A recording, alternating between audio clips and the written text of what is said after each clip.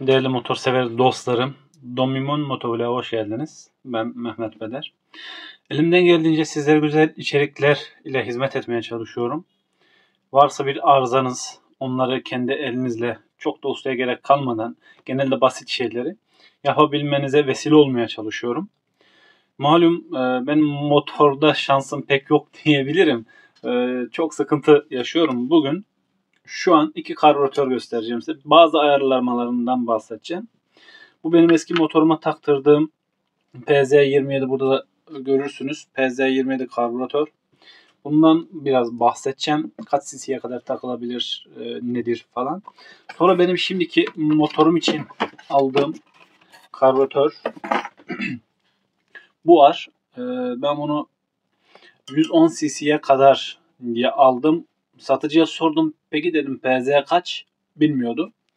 Şu an biraz bu karbüratörden bahsedeceğim. Önümüzdeki günlerde ki muhtemelen bir hafta 10 gün içerisinde takmaya fırsatım olur diye düşünüyorum. Şu sıralar biraz rahatsızım. Dualarınızı eksik etmeyin. Fakat buradan özellikle dostlarım sizlere şunu söyleyeceğim. Bir motor sever olarak haliyle motorumla ilgili aksesuar ve tamir noktasında ben de araştırma yapıyorum. Neden? Çünkü daha evvelden birkaç kez usta kazığı yedim. Bir tanesi affedersiniz şerefsizlik yapmak istedi. Kendisinin çok güzel esnaf olduğunu yok şöyle yok böyle övüyor böyle. Ya zaten kendini öven insana atın çöpe gitsin. O zaman bende Dominar vardı. Dominar'daki stop etme sorunumu yaptırmak için çok dolaşmıştım. Malum Türkiye'de de onu ilk tespit eden ve gündem eden de bendim. Ama en büyük sıkıntıyı da bana yaşattılar dostlarım. Allah'larından bulsunlar diyelim, ne diyelim. Allah neyi hak ediyorsa onlara onu versin. Attım onları çöpe, gitti. Şimdi kapattım o defteri. Dostlarım şu an bu karbüratörden bahsedeceğim. Fakat burada tahmin ettiğim yer mi?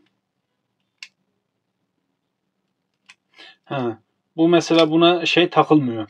Mesela bak, bu karbüratöre tel takılıyor dostlarım. Cikle teli takılıyor. Dolayısıyla mandalla ciklesini açıp kapatabiliyorsunuz. Fakat bu karbüratör öyle bir ayarlaması yok maalesef. Hatta sen ne kadar açarsan, hatta karbüratörün bu cikle diyeyim ben buna, bu hava kelebeğini açan, mesela bak nerede bırakırsan orada kalıyor. Bunu fazla açarsan motoru boğar. Mesela çok cüz'i miktarda motor daha rahat çalışsın diye böyle 1-2 mm açıkta bırakabilirsin. Tabii ki titreşimden kapanacaktır da. Kapanmazsa şunu sıkarsın. Böyle daha rahat hareket etmez o zaman. Muhtemelen titreşimden de kapanmaz. Şimdi dostlarım ben neden karbüratörü değiştiriyorum? Neden böyle bir şeye başlayacağım? Ondan bahsedeceğim. Malum en son bir akıllılık yapıp Apache'yi satıp bu dandik motoru almıştım. Ha, işimi görüyor mu? Görüyor dostlar. Allah şükür İstanbul'da benim elim ayağım oluyor. Çok yere de gittim geldim. İstanbul içerisinde neredeyse gidemeyeceğim yok. Tek sıkıntı her iki ucuna gitme noktasında öyle bir şey henüz yapmadım. Neden? Çünkü otoban hızlarında bunun hızı 100. Navigasyona göre 96 falan herhalde. En son lastik değiştirdikten sonra hız düştü. Dolayısıyla otoban hızlarına yeterli bir motor değil. Çünkü ani manevra yapman gerekebiliyor. Ani hızlanma yapman gerekebiliyor. Yetersiz kalıyor. Dolayısıyla o yüzden İstanbul'un her iki ucuna gitme noktasında böyle bir çılgınlık yapmadım. Ha, yapar mısın? Yaparsın, ama ben kaza riskini göze almadım. Çünkü her şeyle karşılaşabiliyorsunuz. Bazen öyle bir durum oluyor ki eliniz altında belli bir güç olması gerekiyor ki gerektiğinde basıp solla geç. At manevranı. Allah'ın izniyle kazaya atlat geç. Dolayısıyla dostlarım bu motorla böyle bir serüven, böyle bir şey yaşamak istemedim açıkçası. Neyse dostlarım özellikle karbüratörlerde şöyle bir şey var. Bu tasın içerisinde, ben buna karbüratör tası diyorum. Normalde nedir ne değildir bilmiyorum. Bir araştırmak lazım. Motorcular kendi camiasında ne diyor buna? Motor ustaları. Şimdi arkadaşlar burada kauçuktan yapılma bir membran var. Diyafram diyelim biz buna. Bunun belli bir ömrü var. Nasıl araç lastiklerimizde, motosiklet lastiklerimizde şu kauçuklarda, kauçuktan yapılma hortumlarda belli bir ömür var. Bu stok ile de ilgilidir. Bunu stokladığın yerdeki hava ortamı ile de ilgilidir. Belli bir ömrü var. Sallıyorum 1 ila 3 yıl arasında idealdir denebilir. Ama eğer 3 yılı geçmişse motosikletiniz, arkadaşlar şu benzin hortumlarını mutlaka değiştirin. Eğer motosikletiniz 3 yılı geçmiş hala kullanıyorsanız her an karbüratördeki o membranın, diyaframın patlama olasılığı var. Belki yolda koyabilir. O yüzden yolda kalmanızdansa atın karbüratörü zaten ucuz. 500 lira, 300 lira, 1000 lira falan. En babası belki 2000 lira. Ha şimdi bunlar jetli değil, çift beslemeli değil. Ya onlar olsa zaten 2000-3000 liradan aşağı değil. Daha yüksek fiyatlı olanları var. Çok müthiş şeyler var böyle çift beslemeli, böyle gaza bastığınızda benzin püskürtüyor böyle. Müthiş şeyler var. Tabii ki bizim motorlarımıza bunlar gitmez. Gerek de yok öyle bir masraf yapmaya. Şimdi dostlarım bahsettiğim özellikle o diyafram, eğer karbüratör yani motorunuz 3 yılı geçmişse şunun içerisindeki o diyafram ölebilir. Ömrünü yitirmiş olabilir. Dağılabilir ve sizi yolda bırakır. Onu değiştirin. Yani normalde o parçayı da eğer bir markaysa karbüratörünüz o parçayı bulabilirsiniz. Sadece onu alıp böyle 50-100 liraya onu da takıp yolunuza devam edebilirsiniz. Eğer karbüratörünüz arızasız çalışıyorsa o parçayı da diyaframı da bulabiliyorsanız sadece diyafram değişip yolunuza devam edebilirsiniz. Eğer markanız karbüratör marka değil, diyafram da bulamayacaksanız hiç uğraşmayın arkadaşlar. Atın, yenisini alın. Olası arızadan önünüzü alın, kurtulun. Görüyorsunuz dostlarım. Mesela şundan da bahsedeyim unutmadan değerli motorsever dostlarım. Karbüratör alırken eğer alma aşamasına gelirseniz adam başlığa yazmış. Karbüratör jet pistonu diyor 20 milimetre. Kardeşim bakın ben bunu PZ18 diye düşünüyordum. Harbiden de 18 yani 18,5-19'a yakın. Motor satan adam bilmiyordu ama neye göre 18, neye göre 19, neye göre 20-27, niye mesela PZ'dir, PD'dir diye isimlendirilir karbüratörler. Adam diyor ki gaz pistonu, o içerisindeki piston, az sonra onu da söyleyeceğim size. Sizde de onun çapını da ölçeceğiz. Kumpasımız da var Allah'ın izniyle. Gaz pistonu 20 mm diyor arkadaş. PZ27. Bakın PZ27 göstereyim, burada da yazıyor zaten. PZ27 karbüratörün gaz pistonu bile yani 20 mm değil. Diyelim ki belki PZ30'un belki gaz pistonu 20 mm'dir. Bilmiyorum, bir bakmak, araştırmak lazım. Dolayısıyla yani kocaman bir karbüratör olur. 20 mm'ye sahip gaz pistonlu karbüratör bundan bir tık daha iri olur. Neden? Çünkü gaz piston bunun içerisinde, bak buradan da görüyorsunuz. Bunun çapı artacak. Burasının çapı arttı mı şu gövdenin, boğazın çapı artacak. Dolayısıyla ister istemez şu altta sırtmasın diye muhtemelen burayı da böyle birkaç milimetre büyüteceklerdir. Alın size böyle bir karbüratör. Nereye takacaksınız, nasıl takacaksınız? Her motora takamazsınız. Takılabilecek boşluğa sahip motorlar var. Bazı CG modifiye yapan arkadaşlar var.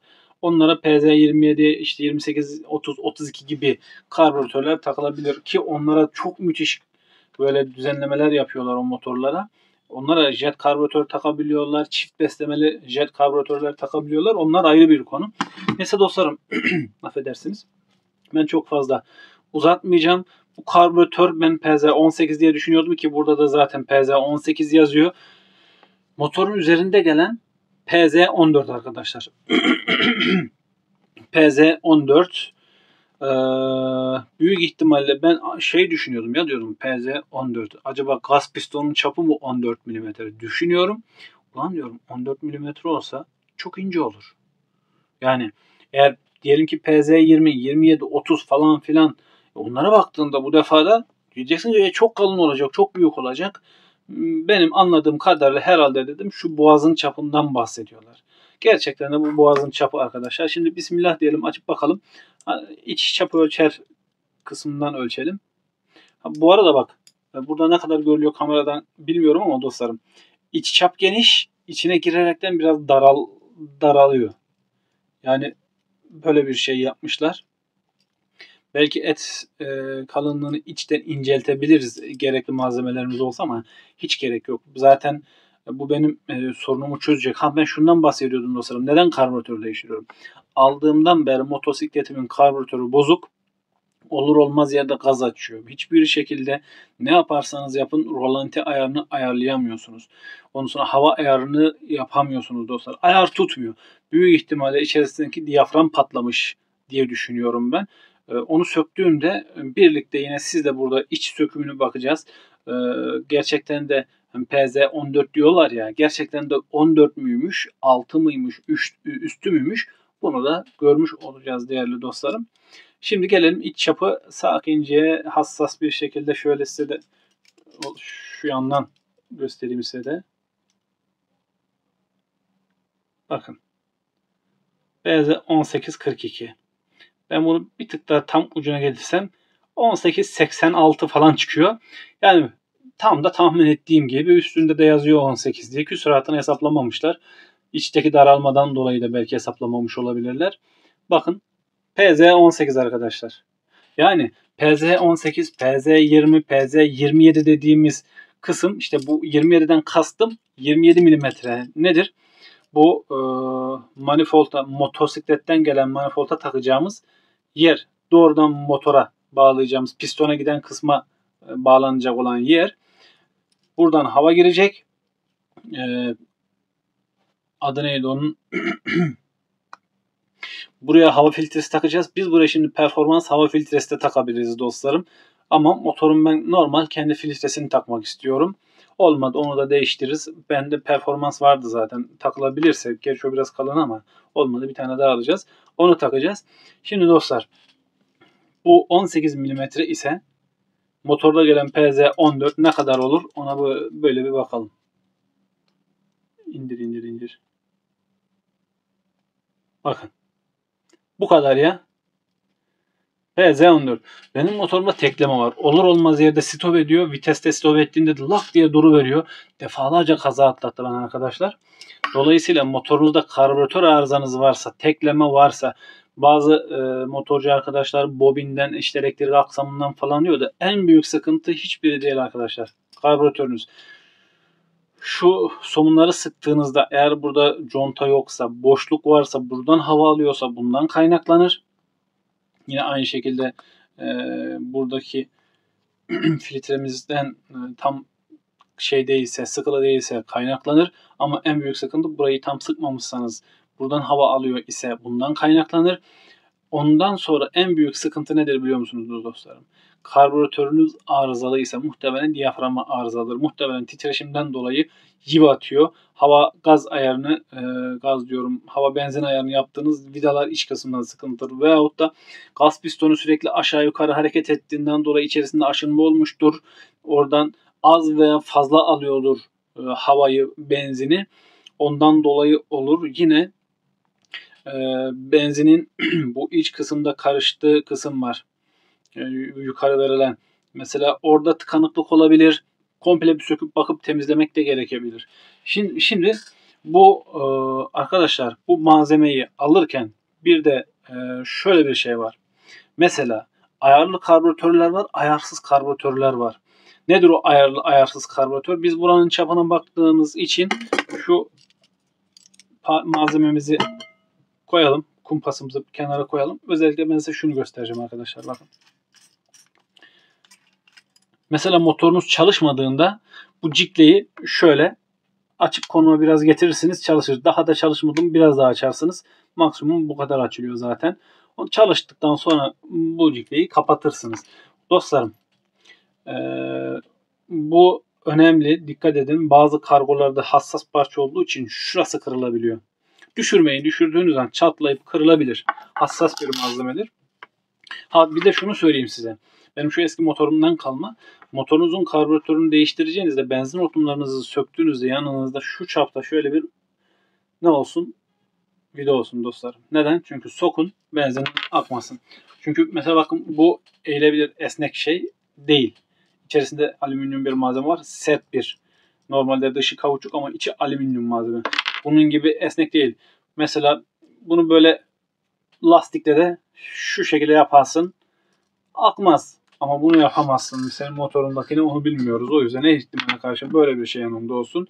Bir de lastik yanınızda olsun ki o paket lastiğiyle şey yaparsınız. Özellikle arkadaşlar bakın ben size gaz pistonunu söküp göstereceğim. Şöyle. Bismillah.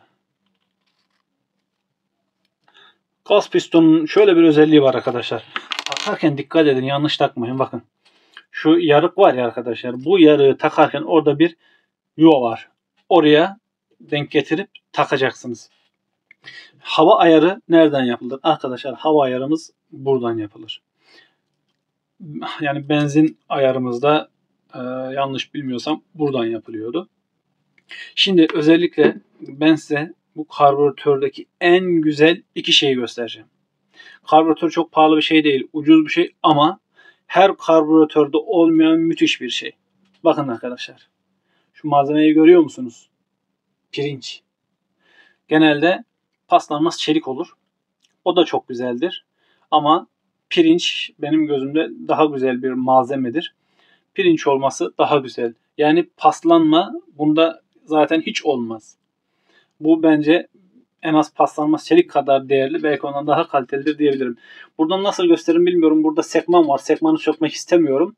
Hazır yapılı ayarını bozmak istemiyorum. Şuradan göstereyim diyeceğim ama göremeyeceksiniz muhtemelen. Ya da gördüğüm kadarıyla söyleyeyim. Burada 3 tane ayar var. Aşağı ya da yukarı getirdiğinizde benzini ne kadar alacak? Az mı alacak, çok mu alacak? Siz bu ayarı buradan yapabilirsiniz arkadaşlar. Her karbüratörde bu yoktur. Ya motorum çok yakıyor, işte bir ayar yapsana. Usta bakar karbüratörüne. Senin karbüratöründe eğer böyle bir özellik varsa senin ayarını yapar. Ama böyle bir özellik yoksa de ki kardeş kusura bakma, yani en fazla rolantıyı düşürdün der.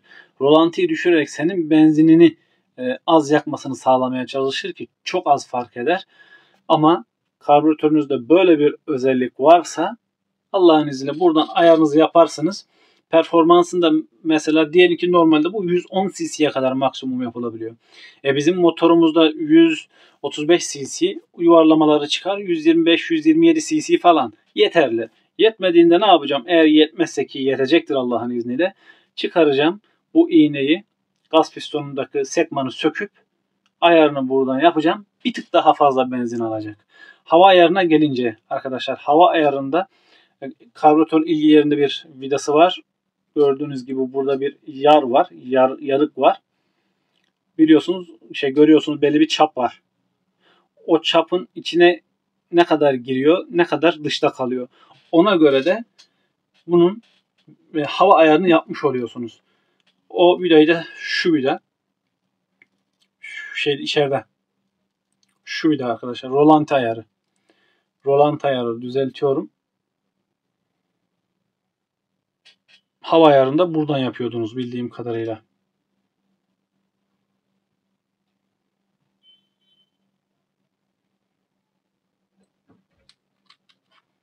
Şöyle hop. Tamam. Şimdi arkadaşlar özellikle şundan da bahsedeyim size. Ya şimdi ben buna gaz telini nasıl takacağım? Arkadaşlar gaz telini takarken buraya takacaksınız. Şu kısmına takacaksınız. Ondan sonra yayı da buraya koyup kapağımızı da kapatacaksınız. Şuradan çıkaracaksınız. Bunu şöyle sökebiliyor muyum? Söktüm, tamam. Buradan çıkaracaksınız telin ucunu. Şu şekilde şu kenardan gelip bunun içerisinden geçip buradan çıkacak. Dolayısıyla hop düşürdük. Dolayısıyla onun takımı da öyledir dostlarım.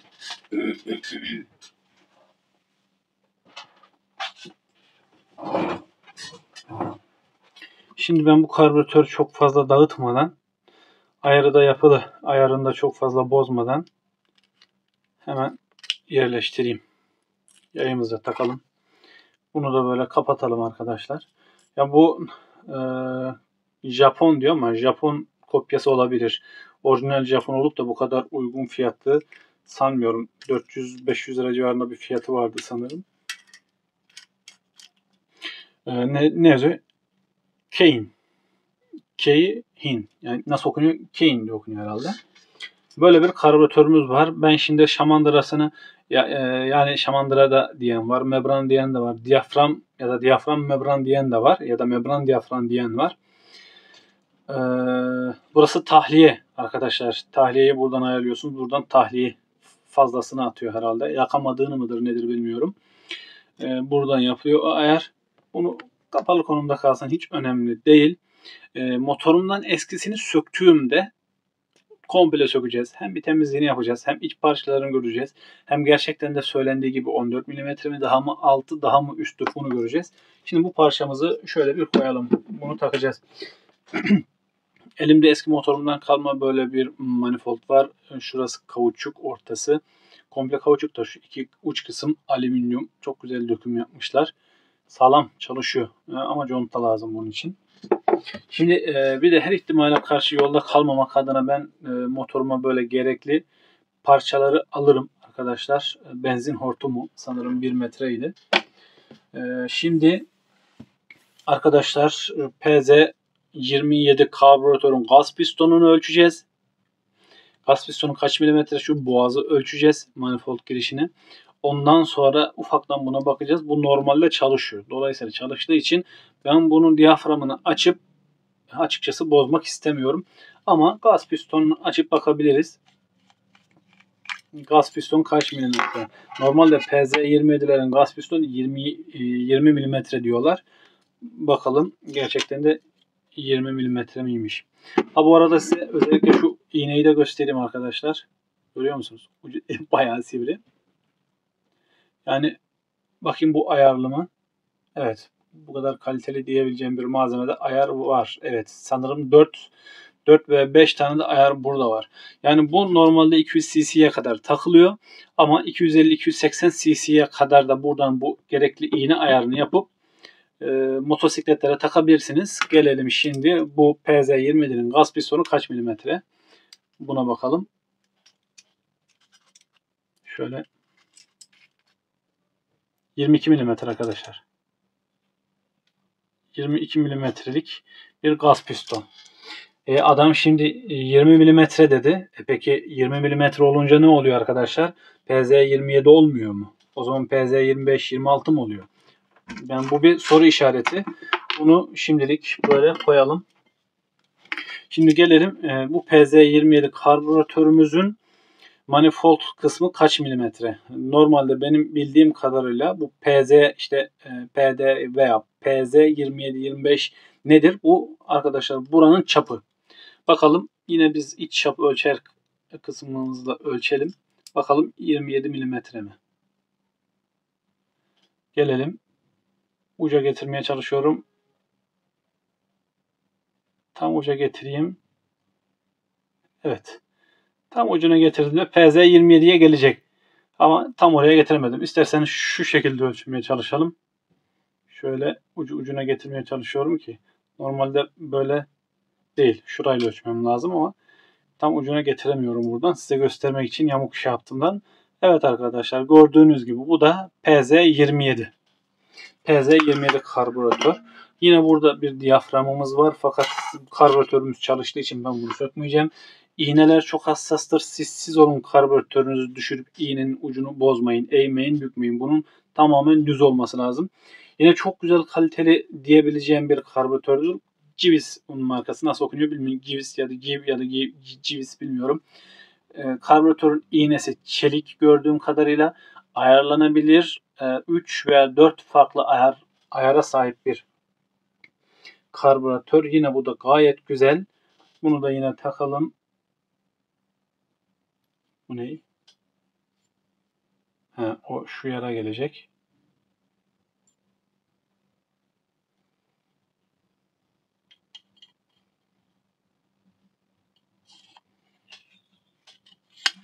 Evet arkadaşlar bu karbüratörümüzde de işimiz bittiğine göre bunu da hemen orada sekmanı falan var. Ben o sekmanlar hassas olduğu için yedeği de yok. Tak sök yaparken bozmak istemiyorum.